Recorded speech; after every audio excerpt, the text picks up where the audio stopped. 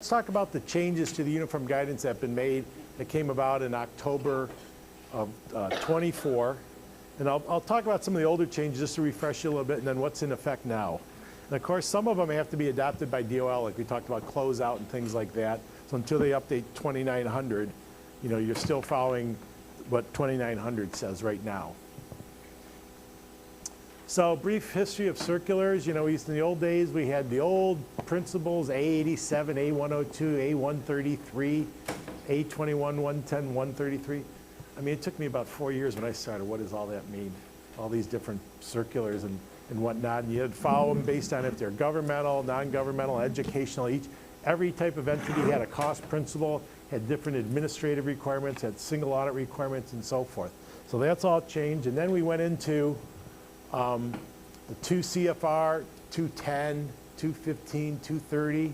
So nonprofits had their sets. So as you can see, everybody had a set. If you're government, you had these three. If you're higher education, you had those three.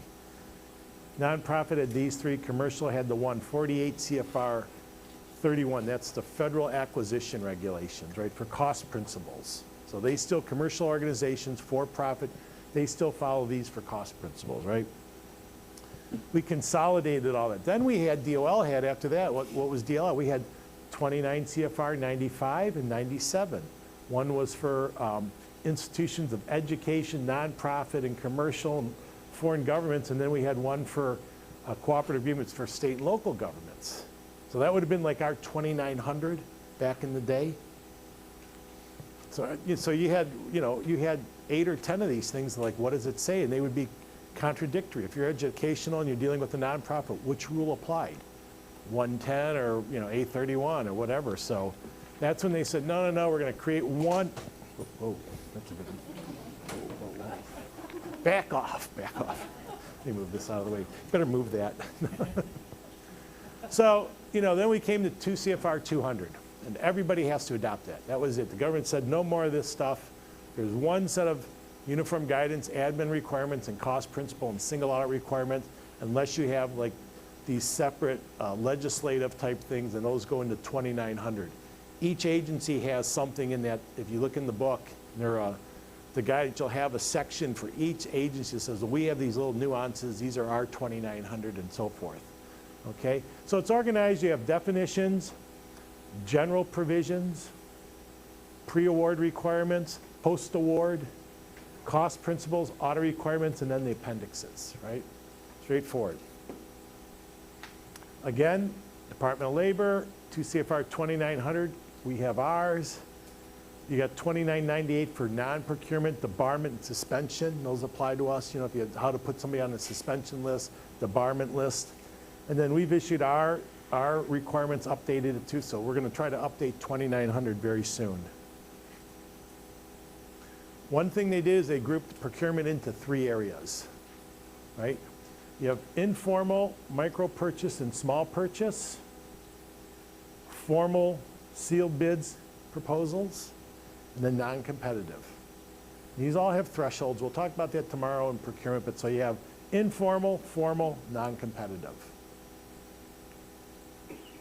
They've issued this bulletin. I thought I'd include it back in 24 about how we're trying to simplify things, take steps to improve, and this was the adoption of like the new cost principle, the new uniform guidance, I should say, and the changes saying this is the goal. We're going to start looking at this every 3 to 4 years and revising it and updating it. So we've had 2 updates since it originally came out. We had one in, I think, 2019, and then this 2024 is the next one. And they're always looking at it. They're changing, adding definitions, or getting rid of definition. They're clarifying things, stuff like that. Adjusting, must, shall, or, what did that mean? Things like that. Little nuances that were confusing to a lot of people. As well as changing thresholds, updating thresholds, right? We changed grant agreements to federal financial assistance. We call everybody a subrecipient now. We no longer have the non-federal entity. Well, who is a non-federal entity? Well, that was everybody who wasn't a Fed. I thought that was pretty easy, but they got rid of that. Everybody's a subrecipient, or a recipient, or a subrecipient. We're the grantee agency, state's a recipient. There are subrecipient, and then below the chain, it's down the chain, recipient, the subrecipients all the way down, right? So we put that in place. A recipient, subrecipient, no more non-federal entity. Clarified sections that apply to the federal agency, pass-through entity. If you pass money through, you give money out to someone else, you're a pass-through entity. And you have responsibilities. It's a whole section that talks about pass-through entity responsibilities. You know, do they have a system in place? Do they have indirect cost rate to do? Do they have policies and procedures, internal controls, things like that? You have these requirements, and we'll talk about that tomorrow. Procurement thresholds were increased, right? So micro purchase went from 10,000 up to 50, okay? However, it requires the entity, before you raise your micro purchase, you have to self-attest that you're a low-risk grantee, you have internal controls and procedures in place to do that. You self-certify that. We have a system in place, we're gonna raise our threshold to 50,000, okay? Right? What's the micro purchase threshold mean, right? No bids up to $50,000. 50 to the next threshold means you get 3 bids. So that's a big change. Right now, you know, up to 10,000, you can buy anything you want without bids, unless you increase your threshold. And this was made, I think, the educational institution, they said, this is still too low, we want this option, so we put that in there, but you self-certify that you have controls in place, you can do that. Increased threshold over 50 grand requires prior approval. You'd get prior approval from your cognizant agency saying we've done this. That's who you go through to get it certified that we want to do that. So we go to them and say we want to go up to 50,000. You talk to the Office of Cost Determination of your cognizant agency. So that could be DOL or HHS. They would certify it, and you do that. Small purchase threshold goes up to 250. The simplified acquisition threshold, we call that. Okay, so between 10 and 250, 3 bids, right? Or 50,000 to 250, 3 bids, depending on where you are, right? We'll talk a little more in procurement tomorrow. Allowed some new things for registration on SAM, registering foreign entities up to 500,000. We simplified that. I don't know how much that applies to you. Updated federal agency to align better with some of the terminology we used. We got rid of a lot of acronyms. You know, everybody, the federal government loves their acronyms, don't we? We have so many of them. So we're trying to get rid of that and spell it out what it means in the uniform guidance instead of referring to this and that. Because a lot of people are like, well, what is that? What does SAM mean? And what does this one mean? And so forth. So we're trying to go right into explaining it. We revised several definitions, changed them. We've eliminated some old definitions that we just don't use, things like that. Macy mentioned we increased threshold of equipment from 5,000 to 10,000. That's with direct grants. So if you're a direct grantee from DOL, you don't have to get prior approval up to 10 grand. You can buy your equipment. Once it's over 10,000, you got to go through your grant officer to get approval. We usually do not let you buy any equipment in the last year of a grant. If you're going to buy it and you put in your grant, buy it soon. Don't wait till the end saying, oh, we got some money left, let's buy some equipment, right? Modified, we talked about this earlier, modified direct cost went from 25,000 to 50,000 on subawards. So you get a little more indirect recapture when you're dealing with subawards. And the reason we talk about subawards and subcontracts, as I said earlier, subawards are programmatic type things you're managing. So they're giving you a little more indirect to manage those grants. Subcontracts, you're just buying something. I'm buying a car for $35,000. There's not much to manage in that. You go out and you buy it, it's a set price, you took a bid, you pay for it and you're boom. You don't get indirect on that, right? But you do on your subawards because you're doing monitoring and all these other things. Pass-through entity, we added language to clarify that the authority of pass-through entity under flows all the way down in the subaward, all the way down. Every time you're passing money through, you have responsibilities, that entity. So the state has responsibilities.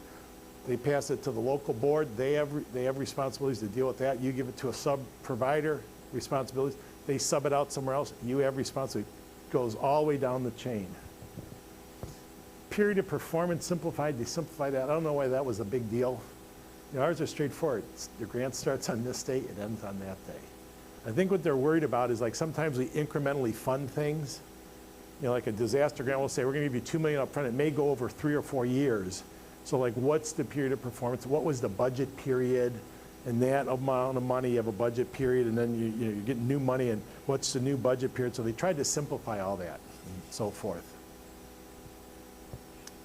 Supplies increased from 5,000 to 10,000.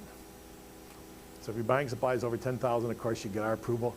This is at the end of a grant. You know, if you have 10,000 or more left in supplies,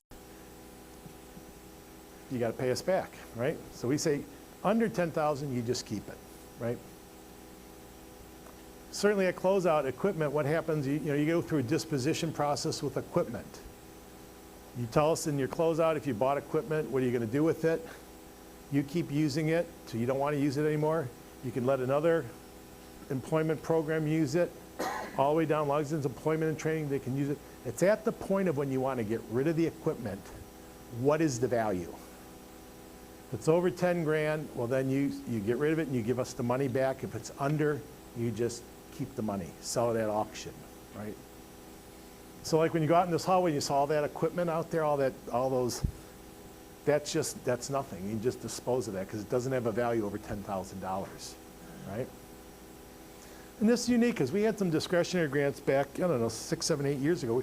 The community college grants and so forth, they gave a lot of these discretionary awards out. And they bought a lot of high-tech equipment, automated robotic arms that teach people advanced manufacturing. We bought drones, how to work on drones, windmills, how to train people on the fix and work on windmills. They were big money, $2 million, $3 million. I mean, we had, right before I left, they're like, well, we don't want the drone anymore. What are we going to do with it? We're like, well, we don't want it. I said, I'll take it. I'll take it, you know. But they're like, what are we going to do with it? It's like they came to us and said, we're not going to use it. Nobody wants it. So we would say, go ahead and dispose of it, sell it or whatever. You give the money back to DOL. It refunds back to us if it's over $10,000. So clear on that? Now I know at state you have a policy, $250. Does that apply? So when you get rid of something here, if it's over $250, it's the same thing, you give the money back to the state? Is that, it works the same way? Or no, or they just dispose of it? It comes back, so they'd sell it, auction it, and then you guys would auction, okay. This is another key change. So we use the word or is used a lot of times. It's a recipient or a subrecipient. Somebody says, well, is it the recipient or is it the subrecipient that's got to apply? So this applies to both. When they say something like this or that, means both of them have to do it, unless it says otherwise in the language, authorizing language or the description. So they can't say, well, we are a recipient, and it said or subrecipient, it didn't apply to us. So they simplify that because it was confusing. It's like, which one are you talking about? We said it applies to both of you, the requirement, unless stated otherwise. Fixed award amounts, they clarified cost principles used under that for budgeting and record retention, because fixed award amounts are large one-time buys. A fixed award amount is usually over $250. You're buying this big piece of equipment or a big system. So they're real specific in the cost principles and approving those and so forth, and the access requirements, things like that. We talked about engaging communities during program development, so forth. I'm not sure if that's going to change a little bit under the new administration. We're trying to get more plain language and clearly communicate what the requirements are. So that's why they're trying to go in and revise it. They have groups, you know, they have a group of all the federal financial lead people participate on this group with OMB. So they talk about this, where they'd like to see cleanup and whatnot. So in our office it was Laura Watson, if you've heard of her. She was the chief grant officer in DOL and ETA. She participated on the group. She recently retired, but she participated. So they bring up our concerns, like, you know, this could be done differently. This could be, this doesn't sound right. We need a new definition here, things like that. So they take that into account, and they hope to revise these guidance every 4 years or so.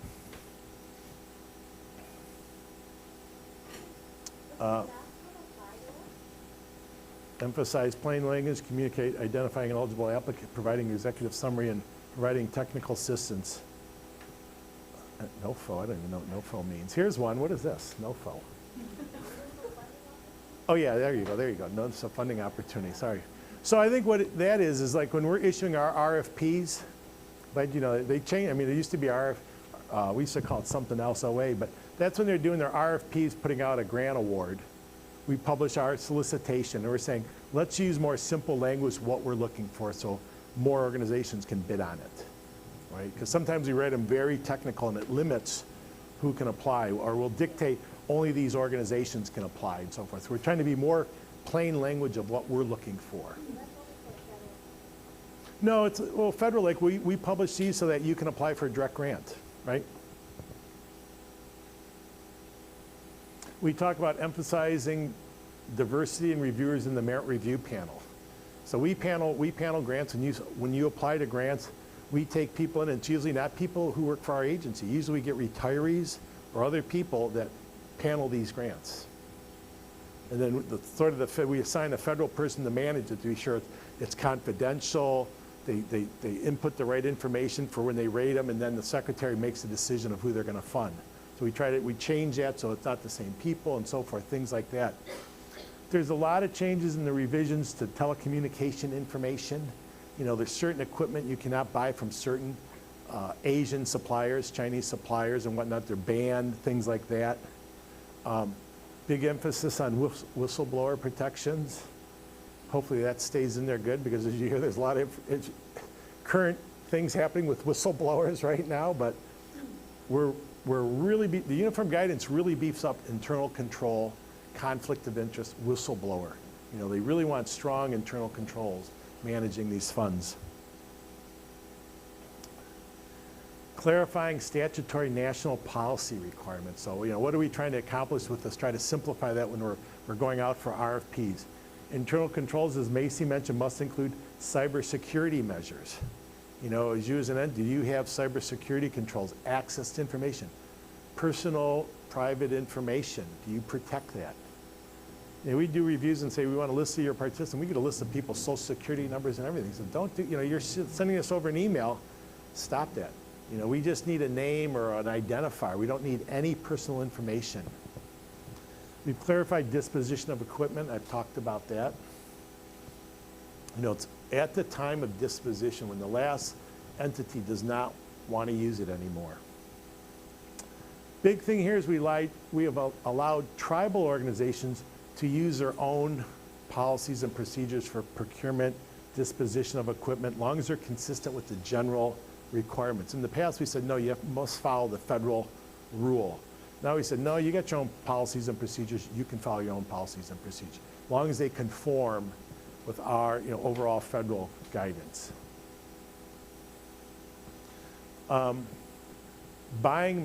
Removing geographic preferences, right? Before you said that was a restriction of, you cannot say, oh, you can only buy from Hawaii-based organizations. You can only buy from the state of Indiana. We said, no, that's a restriction of competition. Now we said, if that's part of your state policy, or there's a state law or a law that impacts you, we accept that and say, okay, if the state says we're only going to buy from Hawaii, we say that's okay. It's got to be a law, okay? Otherwise, you're supposed to, you know, bid out everything wherever you can find it from. You can't restrict competition.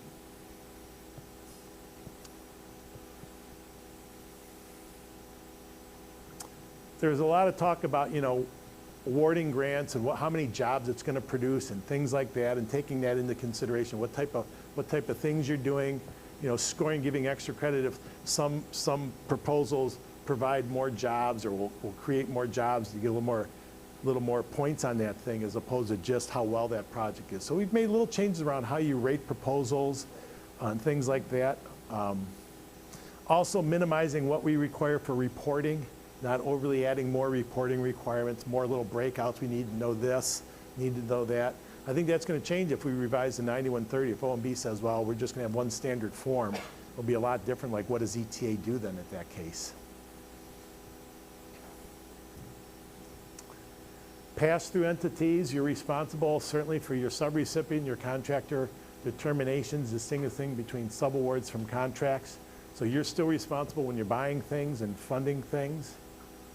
Increase subawards for fixed amount subawards goes up to $500,000, but you have to get prior approval to do a fixed amount award. That's like a large one-time buy, okay? When you're dealing with procurement in the uniform guidance, the procurement deals mainly with commercial buying. Buying paper, pencils, cars, equipment, computers. That's what it talks about. Grants are different, because in the uniform guidance it says you can select your subrecipient, and there's a different process for that. So let's not confuse them. We have thresholds, that's for when you're buying things. 50,000, 250, that's buying things. Grants are different. Grants can be all different amounts. You're either required to competitively procure them or you select them. We'll talk about that tomorrow. Big talk about policy of termination of awards. Who brought that up? Somebody brought that up. That's, and I'll have another slide on this, but that's a big thing because they want to be sure this clause is in every grant agreement now so they can terminate an award whenever they want. For with cause or without cause or whatever, they can just say, change in policy, your grant's terminated. I was under a contract with ETA working on real property. February 1st, I don't even think it was February, it might have been like 2 days after inauguration, I got the letter, stop work, your project's terminated. Like, okay, fine. Just like that, just like that. It was just like terminated, submit a closeout of your costs as of this date, and it's done. Like, okay, fine. Nothing I can do. It's like it's your award, but they're making sure everything that goes out now has this termination clause because we didn't put that into a grant. We could always terminate a grant, you know, for reasons. We'd have reasons if they're bad costs or whatever. We never really did it if it was just like time to change. And the only time I can think of was years ago under the Bush administration, they ended the welfare to work program. But they gave grantees like a year to do that. They said that will end in June 30th of the next year. Start closing down your grants, you know, don't award new grants. But as of June 30th, it's going to end, you know. And usually there's another program or something else. But we didn't have a clause for that. And you have to have reasons for termination and whatnot. But so now they're being very specific with this in all the grants. So unfunded pension costs must be limited to compensation for employees eligible under the grant award. So you're only paying for that for people that worked in your grant, not across the board. So we're not kicking money up into a big pool to cover all employees of an agency or a state or so forth. So you can cover that in your grant. Clarify the allowability of certain data and evaluation costs. I don't know how much that impacts you. That's very little.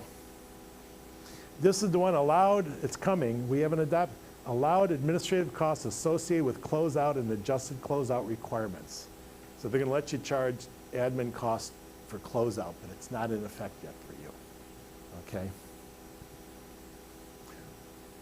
That sort of goes hand in hand with the termination, doesn't it? For closing out, if they close grant awards, that you'll have costs to charge in that. And that's one thing to think about. You know, closeout's going to be important now. I mean, they're going to shut down some kind of grants and whatnot. Really think about, be sure all the costs that are incurred when you're doing stuff, you consider. Because once closeout happens, it's done. You can't reopen the books. You can't open the cost report. You want to think of all the possible costs that are going to impact you when you close down. Be sure all the subs are paid off. There's no floating bills out there or checks that haven't been cashed. Every now and then, once a year, I'd get a call from somebody saying, oh, you know, one of the locals just submitted a bill for $10,000 from something that happened 7 years ago and they forgot about it. Can we charge the grant, the current monies? I said, no, you can't. You should have closed. You didn't close out properly. Or there's a refund, you know, there's a refund. What do we do with that money? Can we keep it? No, you got to send it back to us. So you want to really be sure you're closing out your subs properly and considering everything possible under that scenario. And records, information, things like that. Again, we talked about modified total direct costs under the de minimis rate goes up to 15% now for all subs. It used to be you could not use it if you had an indirect cost rate. Now we said we don't care. If you want to use an indirect cost rate or you want to now go to de minimis, you can do that. You don't have to have a approval. Anyone can use it, right? We also were going to put out some kind of database of who had indirect cost rates, but they gave up on that and just said, you know, if you want to switch, you can switch. You're not required to show proof of your background when you're using de minimis. We will not come out and like review that and say, well, how much, was it really 15% or is it only really 10% or 9%? And we want to see the records and whatnot. No, you get 15% times those cost categories, that's it. You know, we'll check those cost categories to be sure salary is salary and those are true costs and allowable, but that's it. You get 15% of that amount.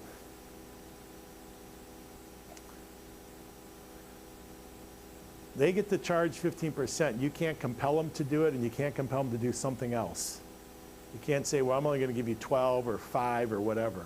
They get 15% period across the board. They're allowed to do that, apply it. You can't force them to do a lower rate. And this one is here is a little unique. It says it can't be applied to cost reimbursement contracts, i.e. only to federal assistance. Well, our money is federal assistance. I don't know what they mean by applying it to cost reimbursement because most of our agreements are cost reimbursement. So I'm not sure why they write that way. I don't know if you know, Macy. It says the de minimis rate cannot be applied to a cost reimbursement contract, only to federal financial assistance. So I don't know if that means a non-federal award you're applying it to, or a contract. Okay. Okay. Oh yeah, right, contracts, you're right, that's right. So if it's the cost reimbursement, you can't, yeah, okay, that makes sense. Definition of improper payments was revised to more accurately reflect question costs identified in audits or not necessarily, everything identified in audit is not necessarily an improper payment until we review it and look at it. So we may question a cost, that doesn't mean it's improper, it means it's questioned. Until we go through and disallow it and say it's a back cost, that's when it becomes an improper payment.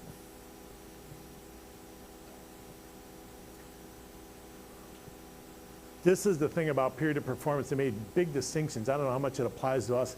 The period of performance reflects the total estimated time from the beginning to the end, and it may include several budget periods. So we may give you a 3-year dislocated worker grant, and we can extend that grant, give you another grant after that, give you more money that just opens up, you get money next year, sort of like your formula program. We can say, here's some startup money for that disaster, and it's gonna be 2 years, but then 9 months from now, we'll give you a little more money and it may extend more, and we'll give you a little more money, it may extend more. So you could have several budgets of incremental monies in that one big period of performance. You're not limited to just the 3 years, right?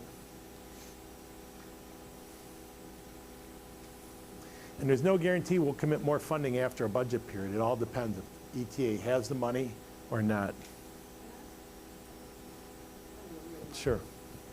I'm going to talk to Tom about this later, so Tom, don't shoot me now. No, you're not. But if you have an indirect cost rate, a federally approved indirect cost rate, you cannot just switch to the de minimis. We'll talk about it later. I just sent it to you. A lot of entities are upset because they have a federally negotiated indirect cost rate. And if they had known this was going to increase to 15% and don't have to do any accounting and all of that for it, they wouldn't have re-upped their rate. So your new cost to indirect cost proposal is due, is it 6 or 9 months after, whatever that is in the reg.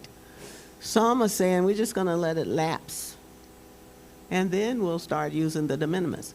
Well, you still have to deal with your indirect cost negotiators who have been traditionally receiving that. DOL ETA is not responsible for indirect costs. The OSAM is responsible on the Department of Labor. So your cost negotiator, if you got a direct or your state, for the state it is DHHS, they would have to bless that. So you can't just switch to a 15%.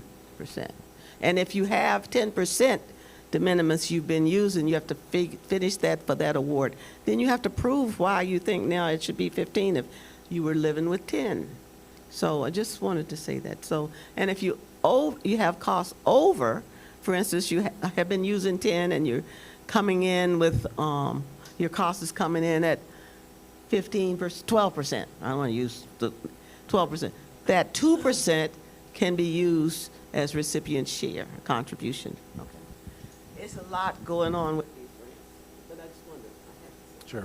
Sure. And we said, remember, old grants up prior to October, you still follow the old rules. Like May said, you still have the 10% on de minimis. It's not till you get a new award in the new year after October of 24 that you would apply the 15% on that award. This is a good one I think helps. Pass-through entities are only responsible for addressing subrecipient findings under them. So sometimes you have subrecipients, you may have multiple findings of their single audit that are not related to your program.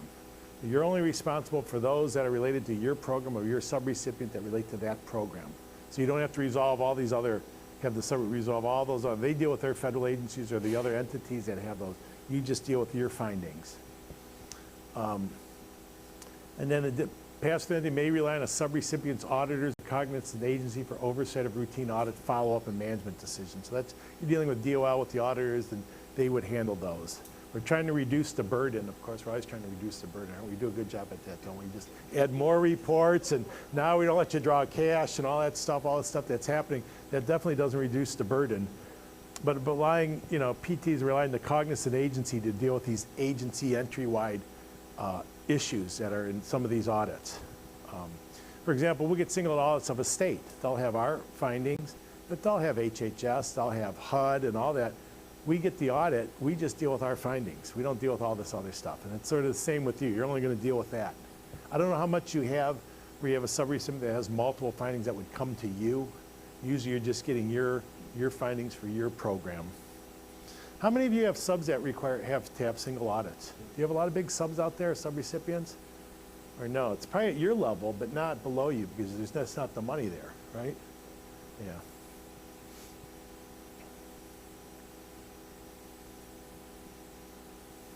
We do pre-award costs.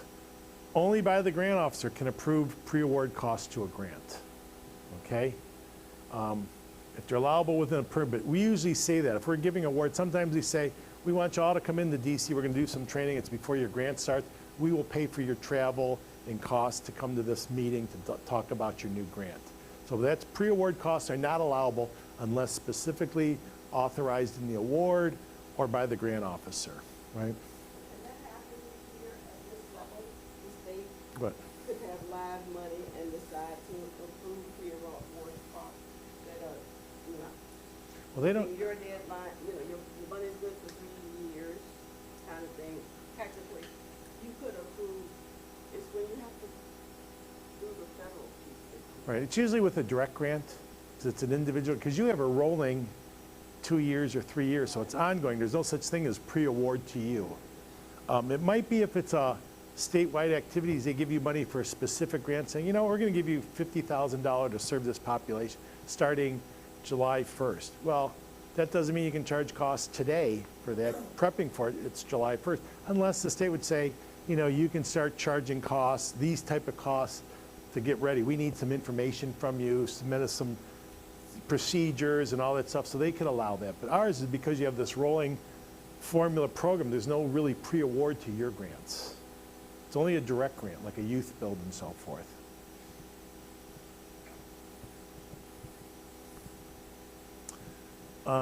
Contracting with the enemy. I guess we don't do that anymore. I don't know if we ever did that. I just think it's funny, contracting with the enemy, like, oh, okay. And it's only if you give them more than 50,000. So if you're under 50,000, I guess you can do it, but over 50 you can't. So that are performed outside the United States territory support continue, against the armed forces. So, that's good to know. That's good to know. Prohibit recipients from providing funds, subawards, or anybody outside opposing the United States and our forces. I don't know where that would come from with us, our business. It must be for other agencies and so forth, but that's a big one. No contracting with the enemy. Big thing on communication and video, surveillance and equipment. You cannot buy anything from WIOA, ZTE, or their subsidiaries, Hytera. It's very specific. You cannot buy anything from these entities. And it's under the Defense Authorization Act, order of precedence. It's up there at the top, right? Any appropriation or authorization legislation that establishes it, you cannot do business with any of these.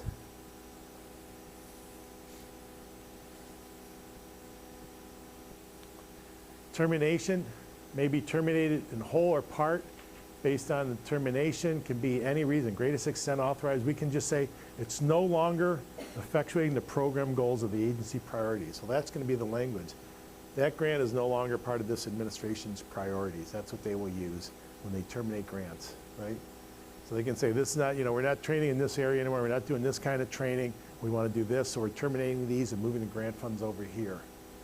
There's a lot of talk about taking money from the educational institutions and giving it to trade schools and so forth, things like that. But this is what, that's it. So this is what they're going to use is no longer under our policies, which, hey, every administration has that power to do that, we had school to work, we had youth build, all these things. They've always changed, over new grants come out, new focus, apprenticeships, re-entry, things like that. It moves around at time. And usually we don't terminate. We usually just let them end and start funding new stuff. This may be different. Macy talked about this, extended, you got 120 days and 90 days for closeout. You must report that criteria. Failure to close out is troubling. You know, you need to close out the grants on time.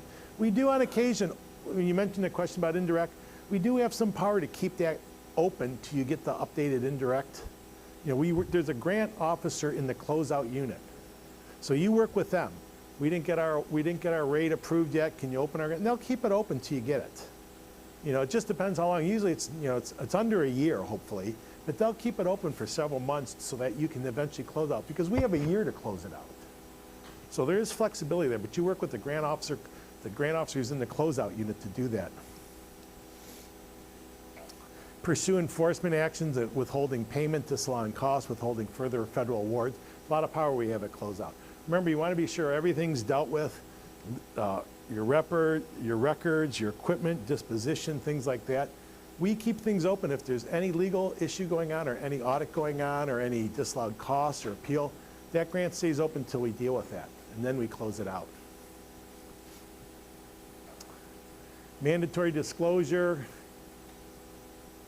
You're required under recipients must disclose all violations of criminal law involving fraud, bribery, gratuity violations affecting your federal award. That's very strong language. You're required to report that. If you think, how do you do it? Anybody? Anybody? We talked about it earlier.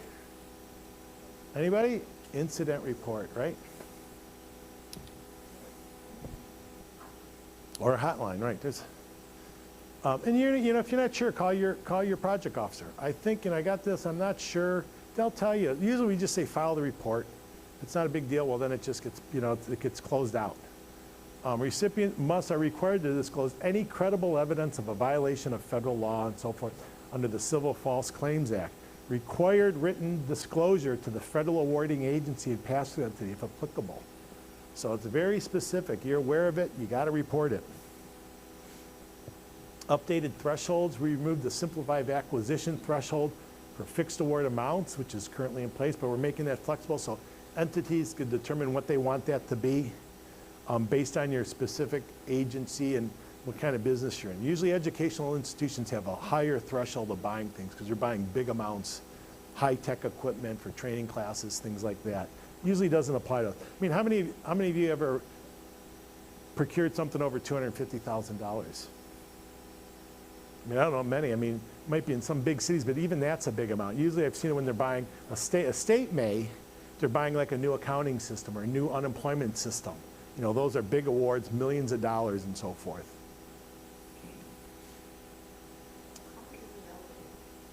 How much is an elevator? I don't know. Ask Google. I think we got one for about $300,000.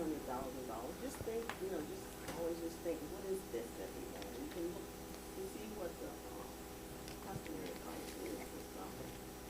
But, you know, we're buying stuff that you don't even know some of these are referenced.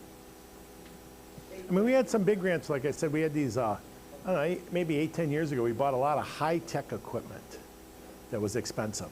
You know, and then it's like now we're dealing with disposition. Again, single audit went from $750,000 to $1 million, right? There's stuff about financial statements. I don't know how much that applies to you, preparing financial statements. Remember, it's the responsibility of the agency to prepare their financial statements for auditing. There's guidance in there about explaining to the auditors how to conduct these audits. They got to do things certain ways, must include certain statements, identifying the recipient of all awards. You know, Macy mentioned program income could put you over that limit. What about stand-in? Stand-in has to be subject to audit. That could put you over the limit because you're reporting those as like recipient share costs, right? This is for the auditors. Testing of transactions and procedures necessary to provide a sufficient evidence. Well, I would have thought this is introductory audit. Of course, you're going to test transactions to make a determination and check evidence when you're writing findings, right? I mean, I was an auditor when I started out. It's like, that's what we did. I mean, but they're clarifying that, saying, no, you must have certain procedures under generally accepted governmental auditing standards, which we call the Yellow Book. We're trying to align financial reporting with progress reporting and so forth. So they're trying to clean up reporting, simplifying it, not having, every agency wants all these different kind of categories to report. And that's why I think they want to standardize the report, 9130, and just have one central type report. But I don't know how we're going to deal with all these other requirements that we have. If we're going to get an exception like 2900 for our, incumbent worker and things like that.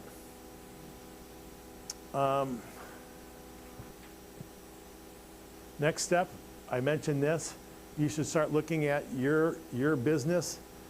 What if you get pushed down into the de minimis rate? How does that impact your collection of indirect costs and reimbursement? How that impacts you? Will you be behind? What kind of changes you'd make to modify your grants and modify your procedures to allow this? And once some of these things change, you're gonna have to go through, modify your procedures to go up to the different thresholds, things like that. We talked to the state, say, what about you raising the 250? Moving that up. It's time to move that up. Certainly every couple of years you're going to see more updates in boilerplate. It's going to be built into your boilerplate, things like that. So you want to look at all that. Review your subrecipients. Do they have policies addressing it? Have they updated their policies? I looked at the policies here. Some are very dated. 2016, 2014. That's 10 years old. I've seen some that are real old. At some of my reviews, they go way back. It's like nobody's updated. Of course, nobody's even following it, but they've not updated it. And that's what we always look at, are there policies and procedures in place? Again, the president talked about a pause. This is the big pause that hit your cash draws because of everything happened. Now, I don't know where they get these amount where fiscal year 24, the government spent $10 trillion. I mean, the budget's only $6 trillion, so I don't know how we got $10 trillion. And how $3 trillion goes to grants. I mean, seriously, the federal budget for that year is $6 trillion. It's not 10 and 3 trillion, but this is like we're pausing things till we see what we want to do. So that's where you got that stop in cash, and now they're making you go cash draw by cash draw by cash draw. Again, this is it. Talks about agencies must review assistance programs outlined in the memo and so forth. So this all come about effective the 28th of this year. New awards and obligations, disbursements of funds under federal awards, any activities of merit, they're changing all that. So you can see that coming, you're aware of it all. Again, here's no more merit-based and DEI and all this stuff. That's all in there. That came out in the memo. Day after inauguration. New administration, executive orders, finding radical and wasteful government DEI. Radical.